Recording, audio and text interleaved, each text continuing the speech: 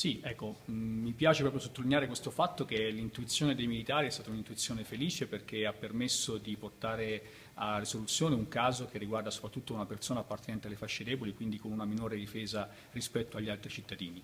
L'intuizione è stata quella di dirigersi sul posto dove praticamente hanno trovato il sospettato che stava salendo su un treno e che chiaramente se avesse preso quel treno avrebbe potuto dileguarsi in maniera quasi irremovibile. Per cui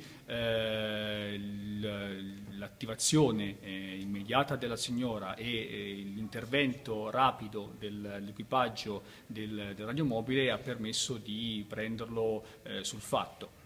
Al di là della cifra tutto sommato modesta rapinata alla signora, poi le modalità dimostravano una certa aggressività. Sì, il soggetto, come descritto dalla parte lesa, ha provato a vedere se aveva una catenina al collo e ha provato anche a chiederle il cellulare. Per fortuna la signora, come dire, in quel momento non aveva né l'uno né l'altra e quindi ha desistito dal suo intento. Ecco, spieghiamo chi è questo soggetto e in che stato è sul territorio nazionale. Allora, è un ragazzo camerunense di 20 anni, in questo momento è regolare sul territorio perché pur avendo un permesso di soggiorno scaduto ha presentato un ricorso che in questo momento è sub iudice, quindi sin tanto che non c'è la decisione lui è titolato a rimanere sul territorio nazionale.